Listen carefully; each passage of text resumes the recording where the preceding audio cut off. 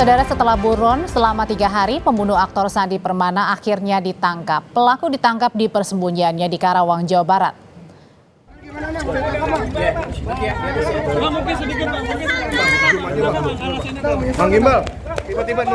Ini adalah tampang pembunuh aktor Sandi Permana saat dibawa ke Polda Metro Jaya. Pelaku diketahui bernama Nanang alias Gimbal.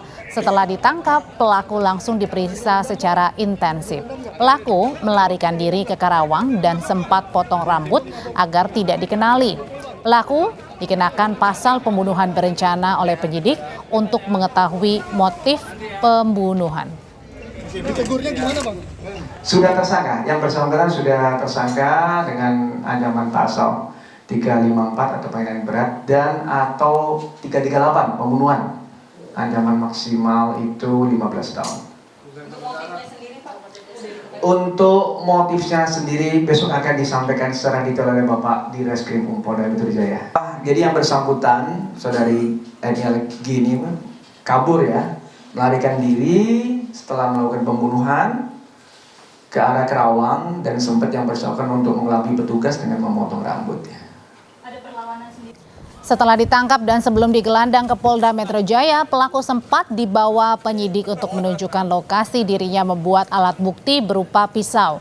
Diketahui pisau ini digunakan pelaku untuk membunuh Sandi Permana pada hari Minggu 12 Januari.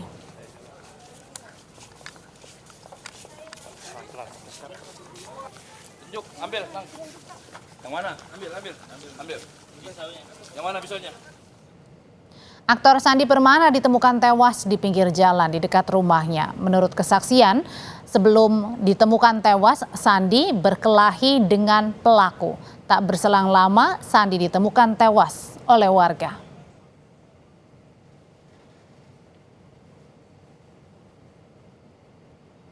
Informasi paling baru kita akan tanyakan dengan jurnalis Kompas TV, Malaika Kridaman di Polda Metro Jaya. Malaika, apakah sudah diketahui ini motif tersangka membunuh korban?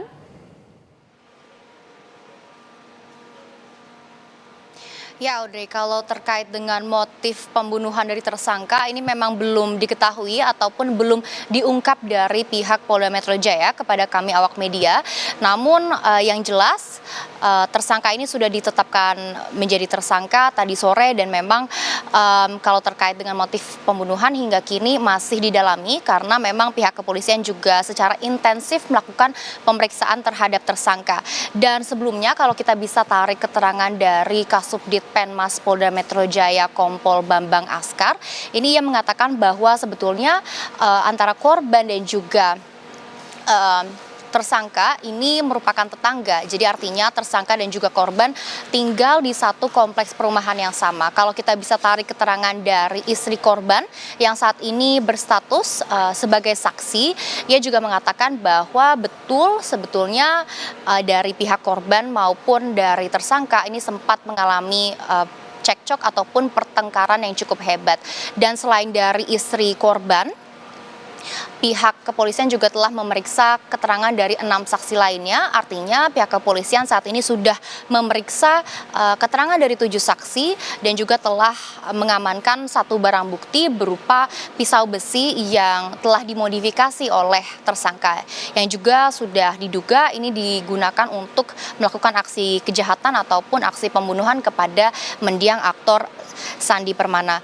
Dan tersangka ini dijerat pasal 354 atau 338 KUHP dengan ancaman maksimal 15 tahun penjara.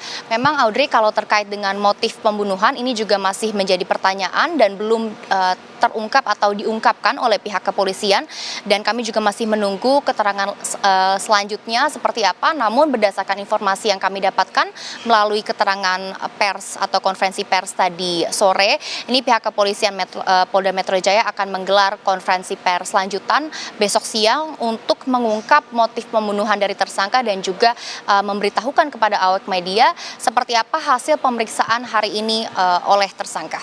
Audrey. Motif masih diselidiki, pelaku membunuh seorang aktor bernama Sandi Permana. Terima kasih laporannya langsung dari Polda Metro Jaya, Malaika Kridaman.